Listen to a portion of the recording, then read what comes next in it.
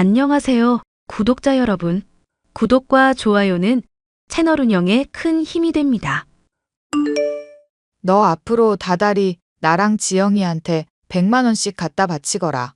그게 무슨 말씀이세요, 어머님? 100만 원씩이나 갖다 바치라니요? 저희 사정 빠듯한 거 뻔히 아시면서. 네 사정 빠듯한 거야. 내가 알 바 아니잖니. 월세 낸다는 개념으로 따박따박 돈을 갖다 바치라는 얘기다. 생각을 해봐라. 네 시애비가 찬우한테 가게 차릴 돈 주고 그 돈으로 떵떵거리면서 살게 해줬잖니. 그것도 모자라서 네 시애비 명의로 되어 있는 아파트에서까지 살게 해주고 있고. 이런 상황이면 너도 뭔가 느끼는 게 있어야 되는 거 아니냐? 아파트야, 아버님께서 머무르라고 하신 거니까 저희도 살고 있는 거죠. 그리고 그이만 식당 차리는 거 지원받은 거 아니잖아요. 아가씨랑 어머님도 돈 받으신 걸로 알고 있는데요. 그래, 받았다. 받긴 했다만 그래도 딸이라고 이 양반이 차별을 했지 않았냐? 그래봤자 몇백만 원 차이도 안 나는 걸로 알고 있는데요. 그것 때문에 100만 원씩 다달이 바치라는 건 너무한 말이 아닌가 싶어요. 너 지금 시어머니한테 반항하는 거니? 내가 지금 돈 못 벌고 궁한 처지라고 무시한다 이거냐? 무시하는 게 아니라 저도 요즘 바쁘고 힘들어서 그래요. 남편이랑 일단 이 문제 상의를 해볼게요. 찬우랑 상의하고 자시고 할 것도 없다. 너만 오케이 하면 될 문제인데 왜 이를 질질 끌어서 사람을 힘들게 하니? 이 시어미가 만만해 보여. 대답하라고 이거사. 어머님, 일단 진정하세요. 그리고 아파트 문제며 용돈이며 왜 그러시는지도 이해할 수 있게 얘기를 좀 해주시고요. 우리 딸이랑 나 지금 살고 있는 집 처분할 거고 이제 새 집도 장만할 작정이다. 근데 암만 생각해봐도 억울하더구나. 멀쩡한 아파트 놔두고 왜 우리가 집을 옮겨야 되는지 말이다.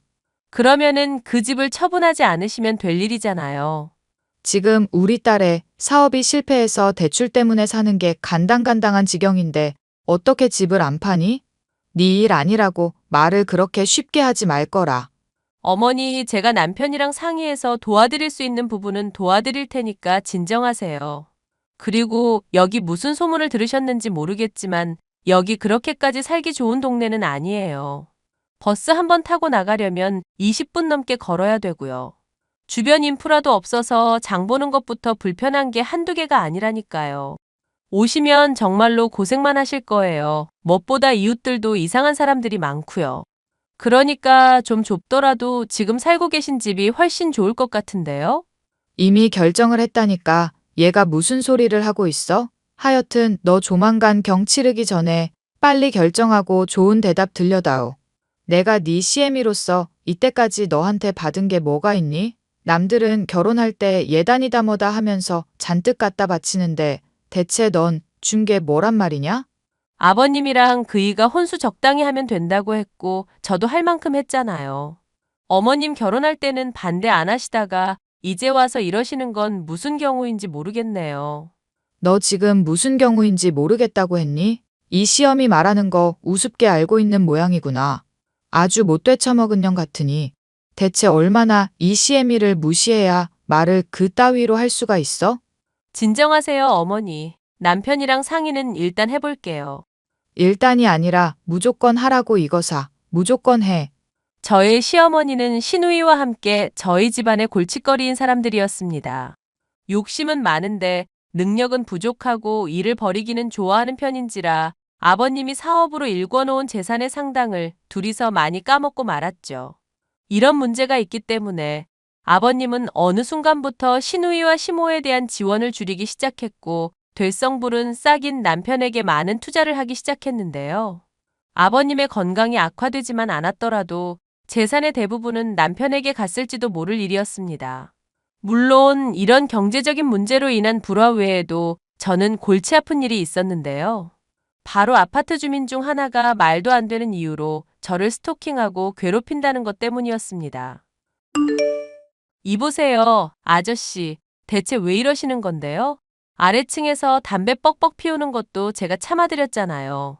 그런데 저 문 열고 나올 때마다 슬쩍슬쩍 곁눈질하거나 지켜보고 있지 않나 아주 소름 끼친다고요. 경찰에 신고까지 당하셨으면 이제 그만하셔야죠? 제가 말했지 않습니까? 이 집에 오는 사람이 내 영혼의 짝이라고 돌아가신 고모가 말씀해 줬다고요.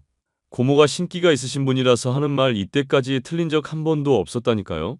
제가 이렇게 들이대서 맺어지는 사람이 제 천생연분이라고 했다고요. 저는 이미 결혼했다고 말씀드렸잖아요. 동네 사람들 창피하게 대체 왜 이러시는 건데요? 경찰에 신고해도 그때만 반성하실 뿐이고 자꾸 이러시면 저도 변호사 고용할 수밖에 없어요. 제가 딱히 위협적인 행동을 한 건 아니지 않습니까? 저는 부인 따라 나온 게 아니라 이 집 근처를 배회한 것뿐입니다. 고모가 이 집을 가만히 지켜보고 있으면 금전운도 좋아지고 애정운도 좋아진다고 말씀해 주셨거든요. 제가 너무 열정이 넘치고 불의 기운이 많은 사람이라 이런 식으로 가만히 있으면서 가라앉혀줘야 된다고 말씀했다고요. 그 말도 안 되는 미신들 먹이면서 사람 자꾸 피 말리게 할 생각이세요? 그리고 왜 아래층에서 담배를 자꾸 피시는 건데요? 제가 사는 집에서 담배 피우는 건데 뭐가 문제입니까? 어차피 여기 그면 아파트도 아니잖아요. 담배 연기 냄새가 자꾸 올라와서 두통 생기고 사람 미칠 것 같다고요. 제발 적당히 좀 하시라고요. 사람 미치게 하지 마시고요. 저는 법 테두리 안에서 행동하고 있고 경찰분들도 문제될 거 없다고 하셨습니다. 오히려 죄 없는 사람 이렇게 핍박하시는 부인이 더 문제 아닐까요? 앞으로 말도 안 되는 트집 잡으실 거면 변호사 통해서 정식으로 해주시죠. 그러면 저도 법적으로 대응해 보겠습니다. 사람 진짜 미치게 하네. 이봐요. 적당히 하라고. 저는 원래 적당이라는 걸 모르는 사람입니다. 부인이 이사를 가시면 모를까 저는 이 집에 있는 사람들이랑 만나야만 인연이 될 수 있다고 믿고 있어요. 그러니까 저랑 한번 데이트하시고 지난 시간 가져보시는 건 어떨까요? 지금 뭐라고 하셨어요? 지난 시간? 성희롱 하시는 거예요? 오해가 있는 것 같으니까 서로가 대화를 통해서 해소하고 친해지자는 얘기죠. 왜 그렇게 정색하고 그러십니까? 귀엽게 시리. 흐흐. 아랫집에 사는 남자는 악성 스토커로 저를 힘들게 하는 사람이었습니다. 그런데 소문을 듣자 하니 저뿐만 아니라 이 집에 이사 왔던 다른 여자들 역시도 아랫집 남자로 인해 시달린 전례가 있었더라고요. 그것을 몰랐던 저와 남편은 아버님의 권유로 집에 살긴 했지만 하루라도 빨리 벗어나고 싶은 심정이었는데요. 이 문제로 얘기할 수 있는 것 역시도 함께 고충을 겪고 있는 남편뿐이었습니다. 그 자식이 또 헛소리 했다고? 안 되겠다. 내가 이 인간 요절을 내든지 해야지. 그러지 마, 여보. 저번에도 경찰서 가고 난리 났었잖아. 괜히 당신 주먹질하면 당신만 깽값 물어줘야 되고 힘들어. 그러니까 참자. 응? 내가 속이 터져서 그래. 이거 뭐 마음 같아서는 요절을 내고 싶은데 적극적으로 뭔가를 하는 게 아니니까 어떻게 할 수가 없네. 우리나라 법 왜 이따위냐? 도를 점점 넘고 심해지면 신고도 할 수 있다잖아. 일단 좀 더 참아보자. 당신이나 나나 식당 일하면서 바쁘고 힘든 사람들이잖아. 이런 문제 때문에 스트레스를 받아야 되겠어? 게다가 엄마랑 동생은 철없이 다달이 100만 원씩 갖다 바치라질 않나? 왜 주변에는 미친 사람들 뿐인지 모르겠네. 그러게. 이럴 때 아버님이라도 멀쩡하셨으면 참 좋았을 텐데. 아버님 한번 쓰러지신 이후로는 눈치도 안 보고 아무 말이나 막 뱉으시더라. 아가씨도 이제는 시어머니 말에 동참해서 같이 기세등등해서 난리더라고. 얼마 전에 아빠 보러 갔는데 기력이 많이 쇠해 있으시더라. 조만간 돌아가실지도 모르겠다고 하시네. 요즘도 건강이 많이 안 좋으신가 봐. 어떡하면 좋아. 유언장도 조만간 준비한다고 하시더라고. 그러고 보니 유언장안이 떠오르는 게 있네. 왜? 아버님이 저번에 하신 얘기 중에 재산 얘기하셨잖아. 어머님이랑 아가씨도 재산 조금 떼어준다고 하셨던가? 얼마 안 남긴 했지만 당신이랑 나한테 더 많이 주신다고도 했고. 그랬었지. 나도 기억나. 그러면은 어머님이랑 아가씨한테 이 집을 주는 건 어떨까 싶기도 하네. 집을 준다니 그게 무슨 소리야? 어차피 이 집 우리 명의로 있는 집 아니잖아. 게다가 안 좋은 소문 나서 처분도 점점 어려워지고 있고. 저번에도 누군가 한번 보러 왔다가 소문 들었는지 기겁해서 도망갔었던 거 기억나지? 그러니까 차라리 어머님이랑 아가씨한테 이 집 물려주는 게 좋지 않을까 싶어서. 엄마랑 동생이 이걸 받아들일까? 조금만 알아봐도 받아들이지 않을 얘기일 텐데. 원래 남의 떡이 커 보이는 법이고 한번 욕심이 생기면 주위의 것들이 안 들어오는 법이라잖아. 어머님 예전에도 비싼 거라고 하니까 정신없이 루아 커피 퍼먹다가 밤새도록 못 자고 불면증으로 한동안 고생하신 거 기억나지? 불면증 생겼으면 안 먹을 법한데도 루아 커피 비싸다고 마구마구 드셨잖아. 아버님이 재산 준다는 거 거의 포기하고 계시다가 이제라도 챙겨준다고 하면 좋겠구나 하고 받으실 것 같아. 하긴 엄마가 좀 그런 사람이긴 해. 아빠 돌아가시면 노골적으로 재산 떼달라고 할 것 같은데 처분하기도 힘든 집. 엄마랑 동생한테 주는 것도 나쁜 생각은 아니겠다. 아니, 아주 절묘한 아이디어야. 우리가 이렇게 한다고 나쁜 행동하는 것도 아니잖아. 어머님이 솔직히 당신이랑 나한테 잘해준 적이 한 번이라도 있었던 것도 아니고. 어차피 아버님이 떼어주실 재산이라면 이 집이 좋을 것 같아서. 맞아. 당신 정말 말 잘했다. 솔직히 엄마, 자기 딸만 귀하지 나는 완전 찬밥 신세였다니까? 아빠가 엄마랑 재혼한 중학교 때부터 지금까지 단 한순간도 부모 자식 간의 끈끈한 걸 엄마랑은 못 느껴봤어. 동생도 마찬가지고 심지어 술 마시고 들어왔던 날 나한테 취중진담으로 말하더라. 나 같은 거는 아빠가 가진 돈 아니었으면 자식 취급도 안 했을 거래. 볼 때마다 이 집안 돈 까먹는 모습에 얄미워 죽겠대. 그냥 확 죽어버렸으면 좋겠다고 하는데 내가 좋아할 수가 있겠냐고. 알지. 당신이 수백 번도 더 했던 얘기잖아. 들을 때마다 참 대단하신 분이다 싶더라. 엄마가 만약에 이 집에 오면 그 스토커 같은 놈이랑 한바탕 하려나? 둘이 붙여놓으면 웃기기는 하겠네. 어쩌면 엄마 좋다고 쫓아다니려나? 아마도 아가씨 좋다고 쫓아다닐 것 같은데 우리가 신경 쓸 거 아니지. 정말 세상에는 참 이상한 사람들이 많은데 우리가 그냥 신경 쓰지 말고 살자. 그러니까 하여튼 간에 아빠 돌아가시기 전까지 간병 최대한 신경 쓰자. 아빠도 이제 마음에 준비하고 계신 것 같은데 우리가 심력 끼치지 말자. 괜히 엄마랑 동생 얘기로 스트레스 줬다가 아빠 건강 더 악화될까봐 겁난다. 아버님 건강도 안 좋은데 어머님이랑 아가씨는 유산 어떻게 배분할 거냐는 얘기만 계속하고 있고 아버님 쪼아대고 있잖아. 정말 뻔뻔한 사람들이야. 그리고 아버님이 그런다고 더 챙겨주실 것도 아닌데 말이지. 아빠가 마음이 약해서 그렇지. 똑똑한 분이시잖아. 갈 마당까지도 본인 재산 노리는 사람들이면 더 안 챙겨줄 거야. 아버님이 건강 악화로 인해서 임종을 앞두고 있을 무렵 유산 배분의 문제로 시어머니와 시누이는 매일같이 날뛰기 시작했습니다. 달마다 100만 원을 바치라면서 저희에게 말도 안 되는 요구를 해오는 것 역시도 유산 분배의 과정에서 본인들이 더욱 많은 재산을 뜯어내기 위한 속셈인 것이 훤히 보였는데요.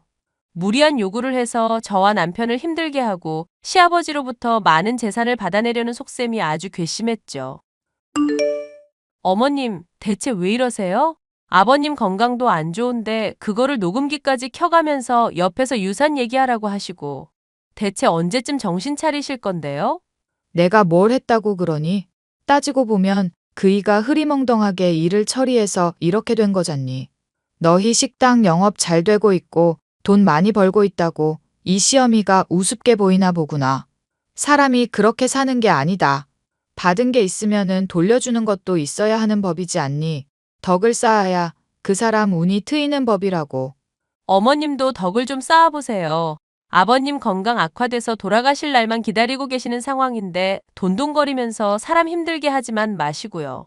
돈돈거리면서 사람 힘들게 하는 거는 너 아니냐? 그리고 아들이라는 놈은 이 엄마 용돈도 안 주고 있고 부부가 아주 쌍으로 이 시애미를 우습게 하는데 내가 계산 안 하게 생겼니? 니들이 먼저 계산적으로 나오니까 나도 이러는 거 아니냐? 저랑 남편 그동안 많이 참았어요. 그런데 자꾸 어머님이 이런 식으로 나오시면 방법을 쓸 수밖에 없다고요. 그래, 무슨 방법을 쓸 건데? 번 돈으로 변호사라도 고용하게? 정 방법이 없으면 그렇게라도 해야겠죠. 그러니까 어머님 분명히 말씀드리는데 아버님 꾀어내서 재산을 독차지하려고 한다던가. 말도 안 되는 요구하면서 저랑 남편 힘들게 하지 마세요. 아버님 가시는 때까지라도 저희가 다툼 없이 잘 지내야 되지 않겠어요? 그러니까 제발 자중 좀 하시라고요. 인연이 시어미한테 못하는 말이 없구나. 어디 자중을 하라 마라. 감히 요구를 하고 있어. 나는 네가 함부로 대할 사람이 아니다. 네 시어미란 말이다. 시어머니면은 시어머니답게 행동을 해주세요. 부탁을 좀 드릴게요. 아이고 기가 막혀서 원. 너 내가 작정하고 행동에 나서면 얼마나 무서운 사람인지 모르지? 두고 보거라. 내가 조만간 그거 꼭 알게 해줄 테니까. 시어머니의 엄포 때문에 스트레스를 받는 상황이긴 했지만 더더욱 저를 힘들게 하는 것은 스토커였습니다. 스토커 남자는 담배를 계속 피워대며 위층에 사는 저를 힘들게 하는 것도 모자라서 스토커 행각의 수위 또한 나날이 높여만 갔죠. 한 번은 엘리베이터를 타고 집으로 들어가려는데 전력으로 질주해 와서 절 기겁하게 한 적도 있었습니다. 물론 바로 앞까지 와서는 숨이 차다는 듯 헥헥거리면서 먼저 올라가라고 씩 웃었을 뿐 별다른 행동을 하지 않았지만 그것만으로도 기겁을 했고 저를 갖고 논다는 것을 확실히 알 수가 있었죠. 저는 남편과 함께 스토커 남자를 찾아가 이 일을 따졌습니다. 이봐요. 정말 해도 너무한 거 아닙니까? CCTV 보니까 엘리베이터 앞까지 뛰어와서 집사람 위협했더만. 대체 이게 무슨 짓거리예요? 저는 부인분한테 아무런 위협적인 행동한 거 없습니다. 급한 일이 있어서 집에 빨리 들어가야 했는데 갑자기 배가 아파서 그 자리에 멈춘 것뿐이고요. 먼저 올라가라고 말씀드린 것뿐인데 문제 있나요? 문제 있죠. 저 보면서 씩 웃으셨잖아요. 의미심장하게 웃으면서 저 가지고 노신 거 기뻐하셨잖아요. 의미심장하게 웃은 게 아니라 제 웃음이 원래 그런 겁니다. 저는 부인분 먼저 올라가게 해드렸고 많이 놀라신 것 같길래 씩 웃었던 것뿐이고요. 윗집, 아랫집 사는 사이에 그 정도 표정도 못 짓습니까? 우리나라는 표정의 자유도 없는 나라입니까? 야, 헛소리 하지 말고 콩밥 먹기 싫으면 조용히 살아. 내 아내 힘들게 하지 말고 조용히 살라고 이 미친놈아. 남편분 입이 많이 거치시네. 자꾸 이러시면 저도 어떻게 나올지 몰라요. 제가 사실 정신질환이 있거든요. 지금 협박하시는 거예요? 분명히 협박했죠? 아니, 어떻게 나올지 모른다고 했죠. 제가 뭐 어떻게 하겠다고 했습니까? 정신질환이 있다고요. 그냥 그러니까 험한 말 하지 말고 주의해달라고 한 거잖아요. 그런 식으로 요리조리 빠져나가면 네가 똑똑한 것 같고 잘난 것 같지? 너는 인생 패배자일 뿐이야. 다른 사람 힘들게 하면서 즐기는 쓰레기일 뿐이라고. 남편분 그래도 운 좋은 줄 아십시오. 제 이상형이었으면 부인분이 저한테 넘어올 때까지 제가 들이댔을지도 모르거든요. 저는 골키퍼 있어도 공 차는 놈이고 저돌적인 놈이라서요. 그나마 이상형이 아니니까 데이트 정도만 하자고 말하는 거거든요. 이 미친놈. 야, 오늘 너 죽고 나 죽자. 일로 와봐. 맞짱 한번 뜨자고. 이거 왜 이러십니까?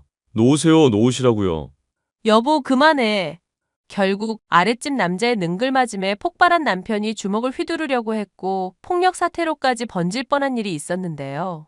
저는 그 일로 인해서 제가 살고 있는 아파트에 더 이상 머무를 이유가 없다고 생각하게 되었습니다.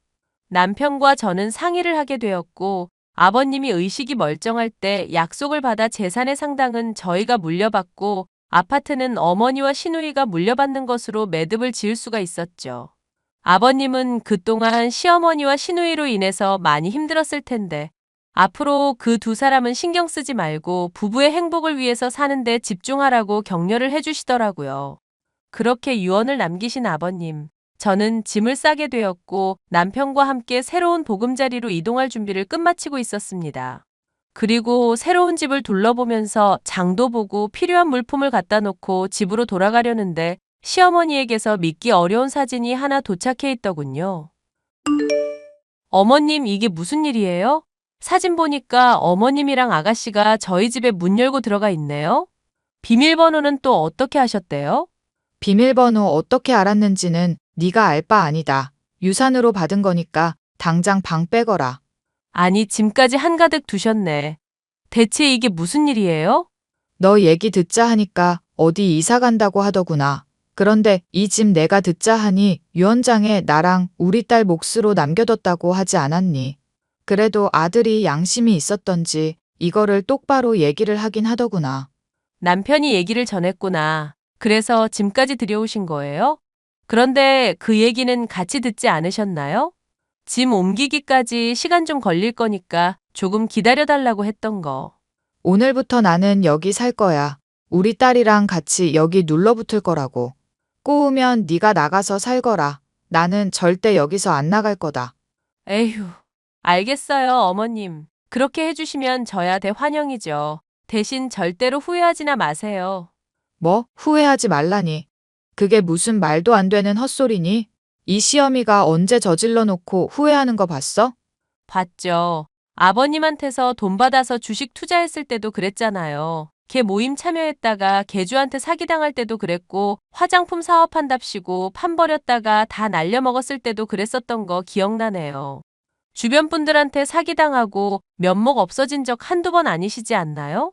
닥쳐 닥치거라. 이게 어디 시어머니 잘못을 꼬치꼬치 하나하나 짚고 있어? 에이 망할년 같으니. 닥치고 돈이나 더 내놔. 유산 대부분 받은 거 돌려준다고 하기 전에는 너네 당장 살 집이 있고 뭐고 간에 여기 무조건 눌러붙어 있을 거니까.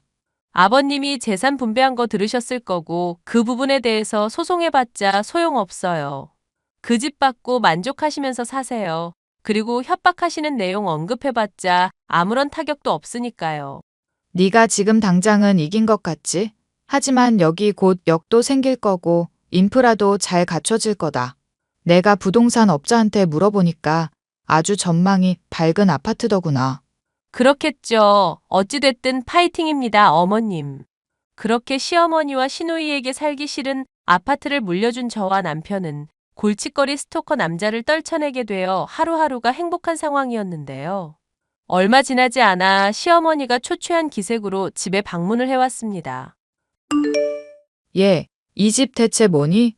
무슨 일이야, 엄마? 갑자기 나랑 집사람한테 찾아오고. 집에서 담배 냄새가 계속 나고 아주 너구리 소굴이 따로 없다. 그뿐만이 아니다. 우리 딸 지영이 말이다. 왜 나이 많고 수염 텁수룩한 미친놈이 우리 딸이 이상형이라면서 하루 종일 스토커질을 하고 있잖니. 경찰에 신고해도 답이 없다고 하고 확실한 증거를 가지고 오라잖아. 내가 이게 무슨 날벼락이냐? 너희 설마 이거 알고 일부러 집 넘기게끔 수 쓴 거 아니냐? 설마 일부러 그랬겠어요. 어머님이 욕심 때문에 그 집에 눌러 산다고 하시니까 이런 일이 생긴 거죠. 그러면은 이전까지는 안 그랬단 얘기니? 내가 소문 다 들었다. 어디서 거짓말이야? 아, 소문을 들으셨구나. 그런데 어쩌죠. 어머님 이미 그 집 물려받으셨고 저희는 어머님 응원해드리는 것밖에 할 수 있는 게 없거든요. 사실 전에도 제가 말씀을 드렸잖아요. 지금 사는 집 별로 좋은 집은 아니라고요. 설마 아버님도 돌아가신 마당에 유산 문제로 또 어떻게 다퉈볼 생각이신 건 아니시죠? 이 요망한 년. 이럴 줄 알고 집을 넘긴 거였어. 이 불려시 같은 년 같으니라고. 엄마, 말도 안 되는 욕심 부리다가 자폭한 건 엄마야. 그치? 처분할 때까지 오래 걸리겠지만 잘 견뎌봐. 제대로만 풀리면 엄마 말대로 역세권 형성되고 인프라 잘 갖춰져서 집값 뛸 수도 있잖아. 그때 집 팔고 훌훌 털어버리고 나오면 되는 거잖아. 정지영이가 걱정되면 바로 나오고. 지영이가 지금 밑에 있는 미친놈 때문에 정신병에 걸릴 지경이다. 너는 오빠라는 게 어떻게 동생 위하는 마음이 하나도 없니? 네가 그러고도 오빠야? 그 말 그대로 돌려줄게. 엄마는 어떻게 아들은 신경 안 쓰고 딸만 그렇게 챙길 수가 있어?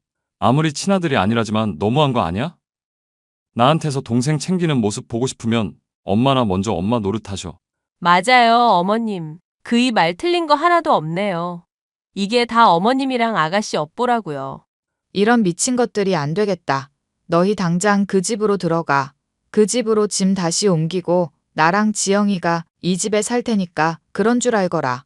아이고, 그게 가능하시겠어요? 전에야 차라리 아버님이 물려주신 집이었으니까 저희가 뭐 할 수 있는 게 없었다지만 이번에도 그렇게 하시면 주거 침입죄로 고소할 뿐이죠. 이 시모를 주거 침입죄로 고소하겠다는 얘기니? 네, 아버님께서 돌아가신 마당에 사실상 남이나 다름없는 관계잖아요. 그런데 괜찮으시겠어요? 저한테 이렇게 신경 쓸 시간에 본인 딸을 더 돌봐야 되는 건 아닐까 싶은데요. 그 스토커 집요해서 무슨 짓을 할지 모르거든요. 아이고 내 팔자야. 이 망할 것들. 지옥 갈 것들. 시어머니는 그 자리에서 무릎을 꿇고 통곡을 했습니다. 하지만 저나 남편이 그런 모습을 보고 달래주기에는 그동안 저희에게 한 폐악질이 너무 심한 사람이었죠. 결국 시모는 아무런 소득도 없이 스토커가 있는 집으로 돌아가게 되었는데요. 아가씨는 실제로 정신병에 걸려서 정신과 치료를 받게 되었고 이사를 가지 못하는 상황에서 시어머니는 발을 동동 구르고 있다고 합니다. 빨리 집을 처분해야 되는데 본인의 욕심 때문에 제값을 받으려고만 하니 집이 빨리 나갈 일도 없었죠. 이 모든 것이 본인들의 업보이니 불쌍한 마음은 전혀 들지 않았답니다. 자신의 지나친 욕심으로 인해서 딸의 인생까지도 망가뜨려버린 시모의 이야기였습니다. 끝까지 들어주셔서 감사합니다.